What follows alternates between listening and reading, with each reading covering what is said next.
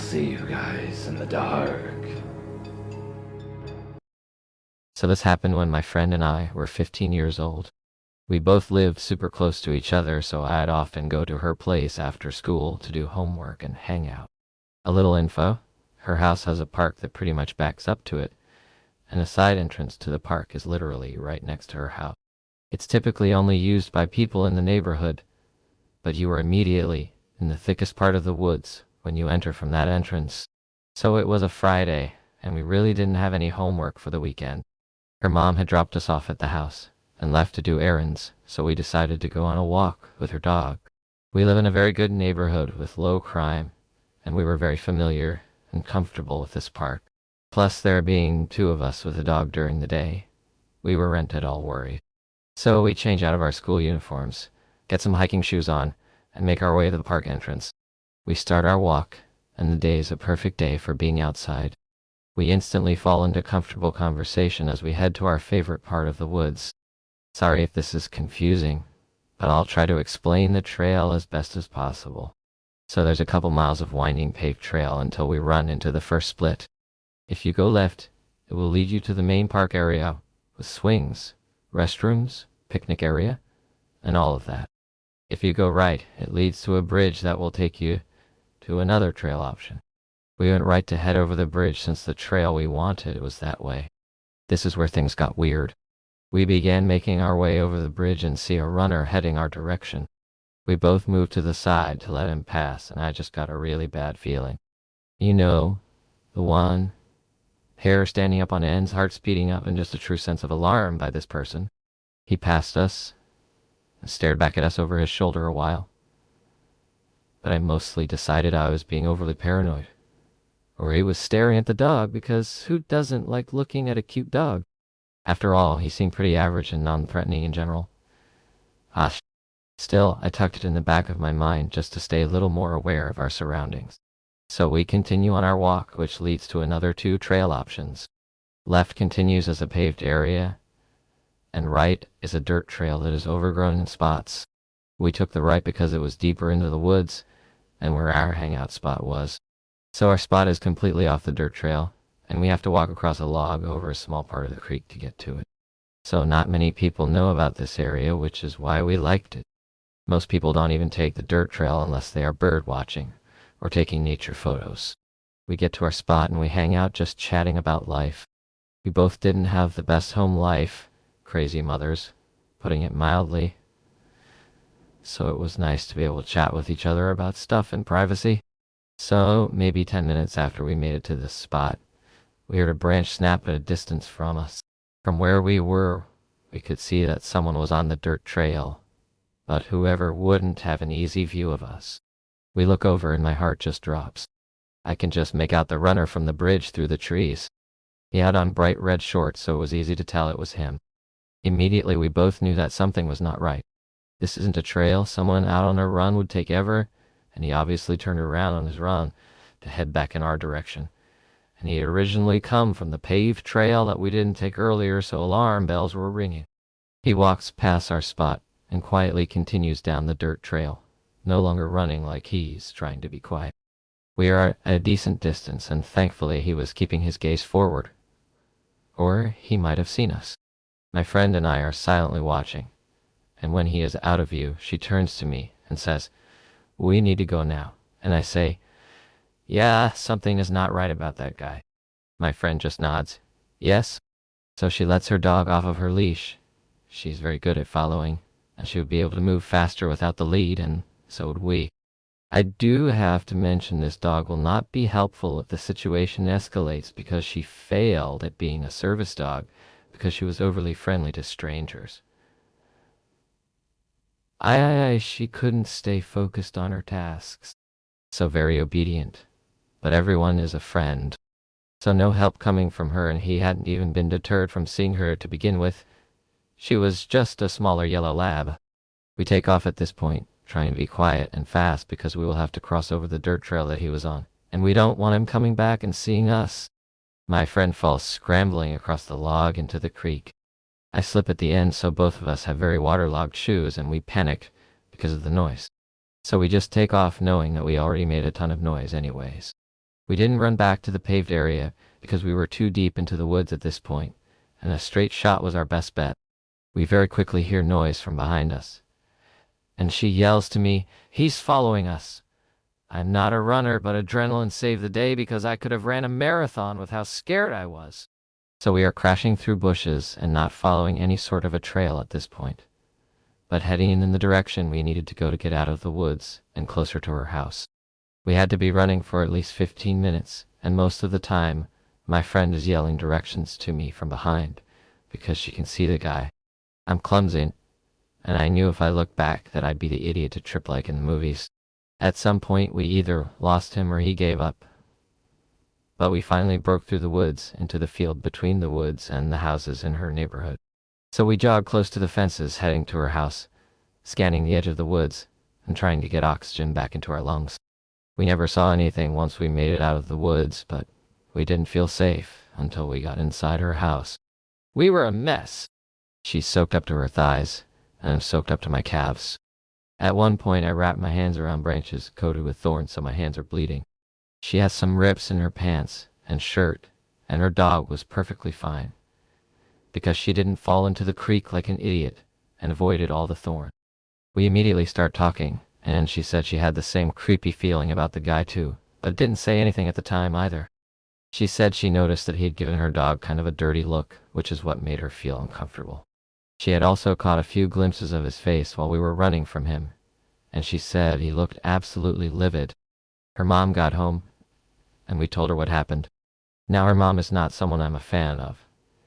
She merely tells us he was probably an off-duty cop coming to check on us to make sure we were okay since we were two young girls alone in the woods. Neither of us bought her explanation, but she managed to make us feel like idiots. I never mentioned anything to my mom because she would have just blamed us for going on a walk by herself, so nothing came of it. That was also the last time we went into the woods, just the two of us. We only ever went with a group of friends or her older brother, but we never saw him again. As an adult, I realized how truly messed up the situation was. The guy had to have been 6'2", and in his 40s. I was 51 and my friend was 53. We both looked even younger than 15, because I still had people at restaurants automatically giving me a child's menu when we went out to eat. So, there wasn't any real excuse for a grown man following two young females into a secluded part of the woods when we were obviously scared of him. So it's been over a decade now, and we now live in the same neighborhood and frequent the park. The dirt trail is now paved and a lot of the trees have been cleared away. I still, to this day, can't go to this park without looking for that guy though, or keeping a constant lookout for someone to start following me. So this happened to me in late spring of 2007, early in the morning, 6:30 a.m. or so. It creeped me out, and has stuck with me since. I woke up to a bark coming from down the hall, and rolled onto my back. My body didn't want to get up yet. Another bark, one day one auntie. "Alfie, it's okay," I called out from my bedroom. Alfie was a nearly 2-year-old Lhasa Apso puppy, with a lot of anxiety, which probably intensified by my personality. He wasn't accustomed to being around new people, which led me to taking him out for early morning walks. Selfishly, I was hoping he had just seen a person walking by the house or something. He barked again. Guess I won't be going back to sleep. The houses in the area backed onto a small grove and a public park with 2 baseball diamonds side by side, followed by a tennis court and a playground. It was flanked by the back of a plaza to the west. There was a path that went between the diamonds and led to the playground. We were making our way through the trees towards the path. I let out a yawn and rubbed my eyes. Bang, a loud metallic noise greeted us from the west. I expected Alfie to start barking, so I firmly gripped the leash, but he seemed unfazed and generally happy to be outside. Alfie stopped by a tree and lifted his leg just as I would be able to get a clear view of where the sound came from. I glanced to my right, and behind the plaza, there was a man pacing in front of a large dumpster. He stood tall and looked like he was in great shape, but something about the way he was walking made me think he was older, possibly elderly. He wore a dark paddy cap and black windbreaker with light beige khakis. He was carrying something, a club, or maybe a bat. He stopped suddenly and struck the dumpster with it. "Banyak, nursery usher."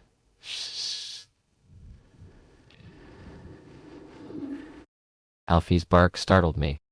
I bent down and tried to calm him, despite not being entirely calm myself. "It's okay, Alf. It's okay." He looked up at me and tilted his head sideways. I gave him a head rub. "Fucking dog," I muttered to myself with a chuckle as I started to relax. As I stood up, my body reminded me how stiff it was. I took a deep breath and leaned back to stretch, noticing the morning dew on the leaves above. When I came back to the present, my heart skipped a beat. The man was staring at us.